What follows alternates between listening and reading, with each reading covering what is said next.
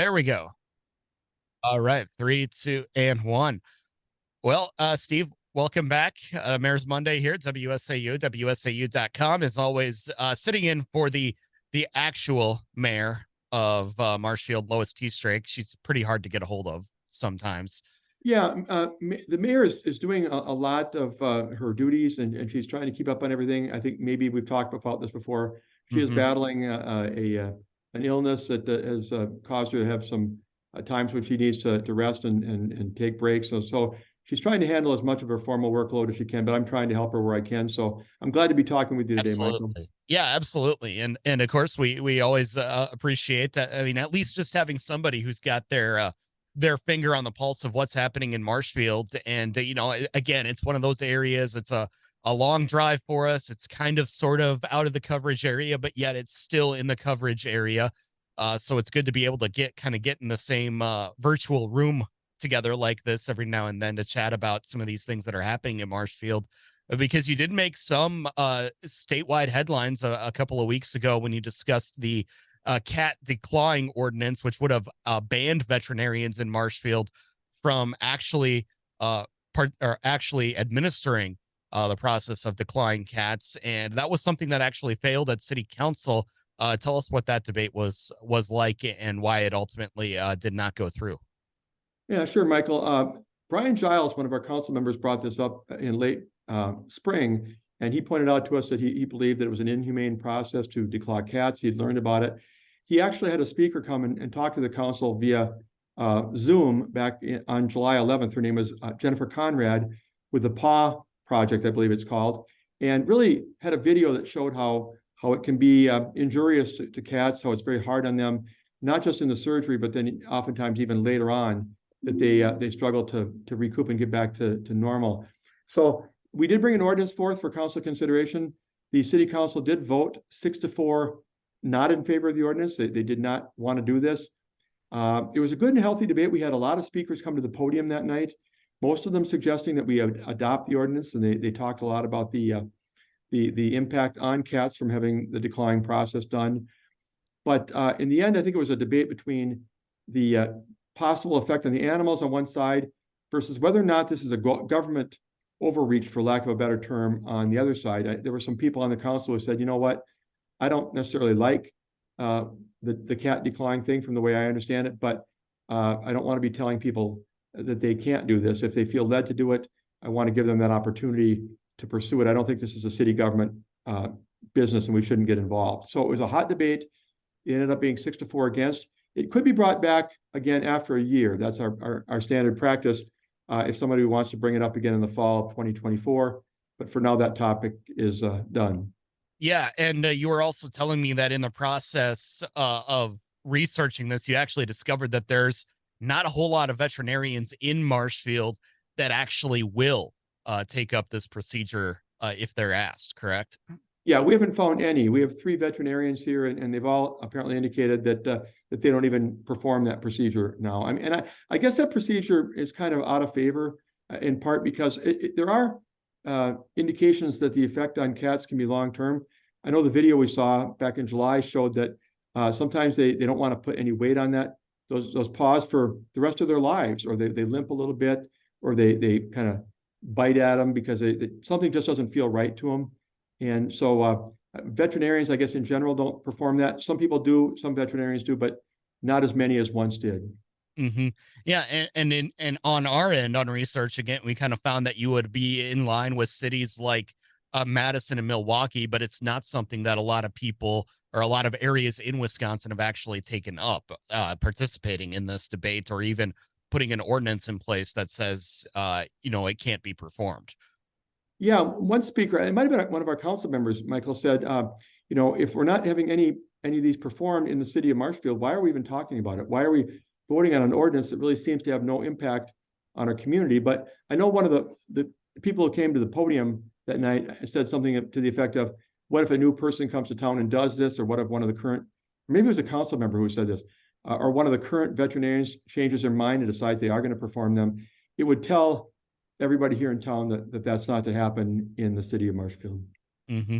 Indeed. So we'll see if this gets brought back a year from now. But as you mentioned, so far, at least for the time being, that debate is closed. So one other thing that you are going to be debating is the possibility of some new tax increment financing districts. And one of these you say could be significant for the city because it could bring some significant housing in a much needed area of town. Yeah, I think, we have TIF district number 13 in the southeast part of town, sort of the area to the south and east of East 21st Street and Washington Avenue. And, we created this mixed use TIF district largely with the idea of getting housing. We've been criticized for not having enough vacant lots for housing development and not getting enough new housing starts created. So this would provide, the way that the current developer, Denyon Homes, out of, well, I'm not sure where they're headquartered. They've done work in Weston, they've done work in Plover, they've done work in other cities, and they have some nice projects that I've seen pictures of. They are proposing 76 units, a mix of single family, twin homes, and then 4-unit buildings. Kind of a nice mix of housing opportunities for everyone that they feel the way they've laid it out is probably going to be a good, effective housing development, probably quite popular. So they've gotten approval to rezone the property. They are getting final plat approval now for the plat to be filed with the county, and they'll be talking with the city about a development agreement where there's a partnership of sorts to move this forward. It's in a TIF district, so they have the opportunity to ask for some assistance, and I think mainly they'd be looking at possibly some help with getting the infrastructure put in, and then having it repaid over time by the tax payments.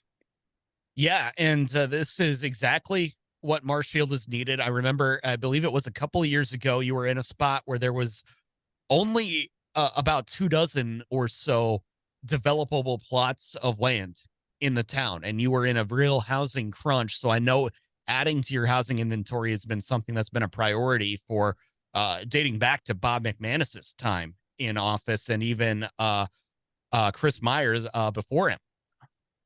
Yeah, when you have a community of roughly 20,000 people and you're talking about 2-3 dozen vacant lots, that's not a good thing.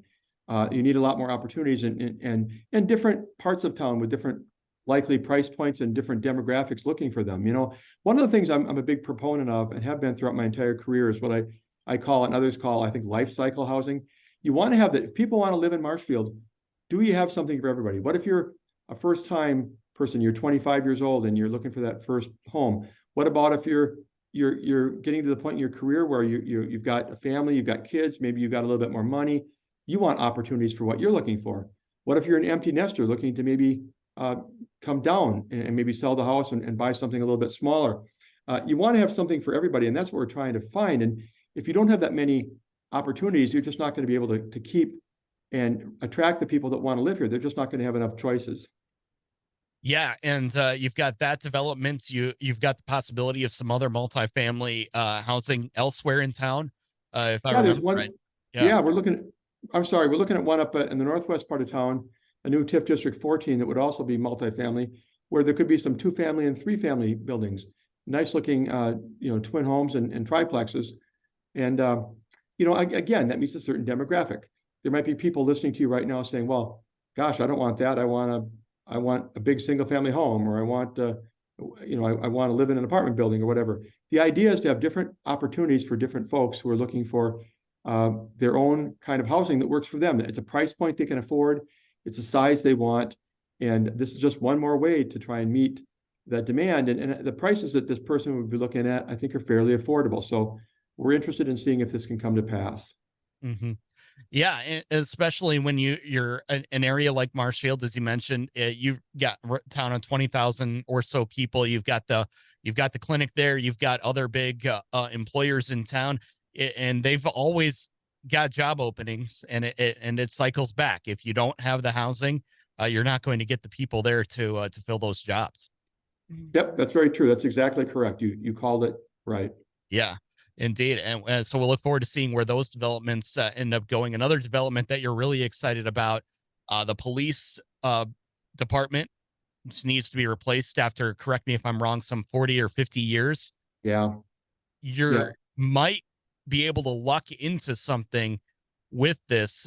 Tell us what you're thinking about with the famous Buffalo building and what you're going to be looking at in early October. Sure, Michael. For those who don't know, the current police station is downtown. You can see it really as you're driving in from Spencer on Highway 13 or Veterans Parkway. It's right there at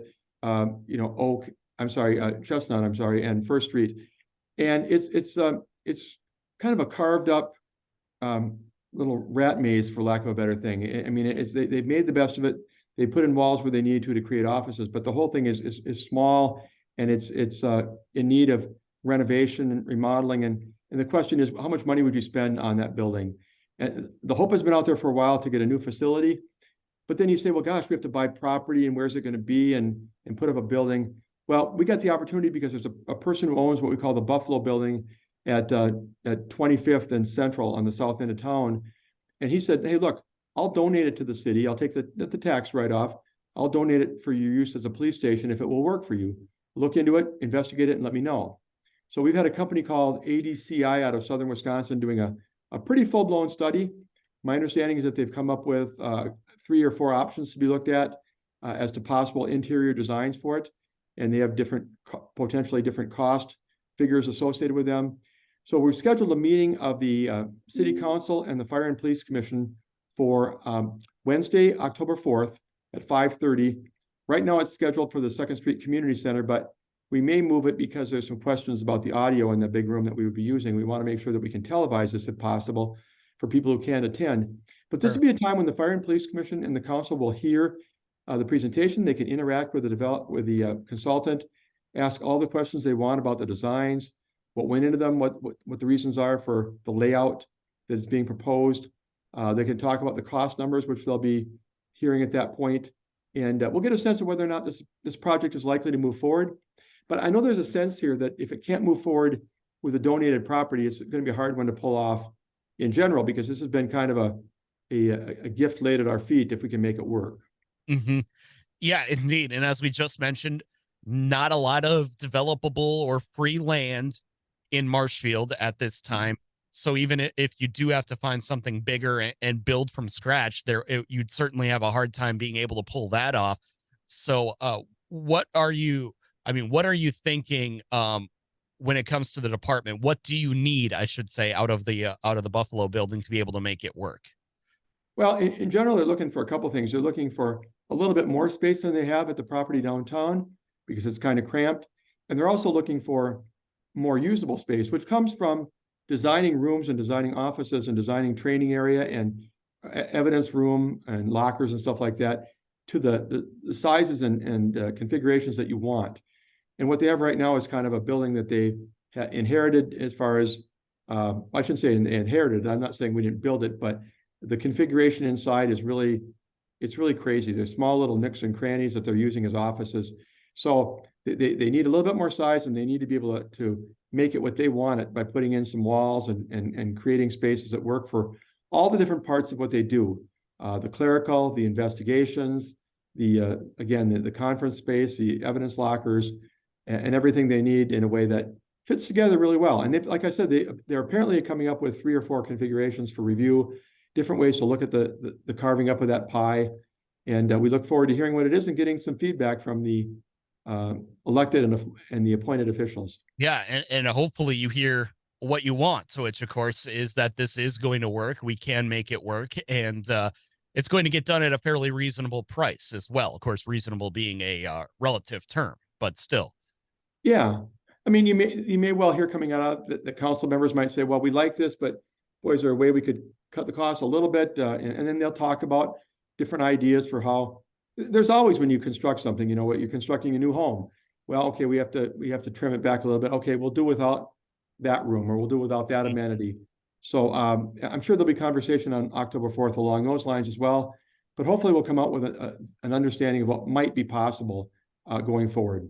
Yeah, indeed. And again, we'll look forward to seeing what comes of this. I know when I talked to the police chief about this, when it first kind of became a possibility, when it was first announced, it was actually just over the moon for the department, saying this is exactly what we need, because we need state of the art. We need, good facilities to be able to perform our job well, but then also to be able to recruit and retain, because if you've got the good facilities, you've got the state of the art things, you're going to be able to hang on to your people better instead of losing them to departments that do have those bells and whistles.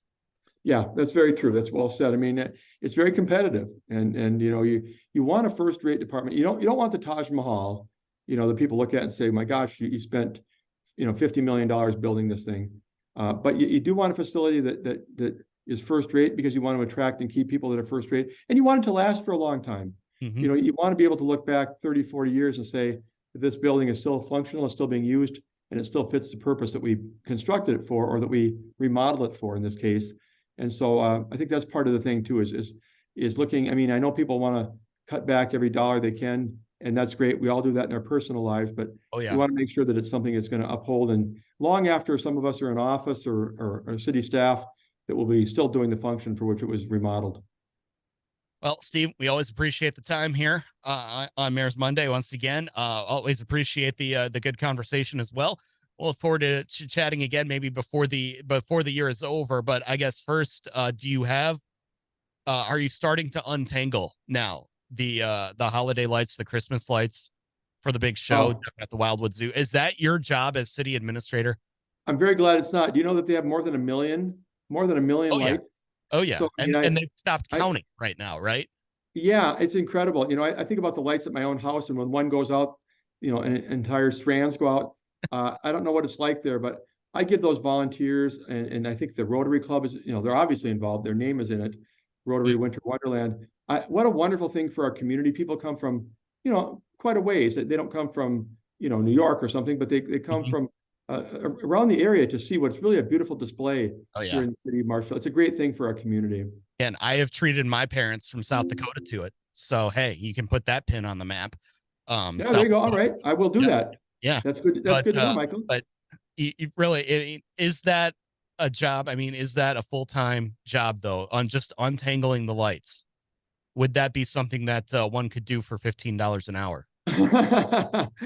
I hope they put them away well when they take them down at the end No of the year. kidding. You know, they try. I know you are. They try to do this stuff. By the way, just being serious for a minute, they try to do this during the best times of the year. I mean, Oh they yeah. try to not be doing it in the, like, they're not putting them up on December 1st and then it's 20 below zero. Oh yeah. So they do it in the fall, and it takes a big crew of people, the amazing number of volunteers to put that in place. But it's a really wonderful thing for our community. Indeed. We'll look forward to seeing the display this year. And again, we'll look forward to chatting one more time, possibly before the year is up. So sounds great. Sounds great, All right. Michael.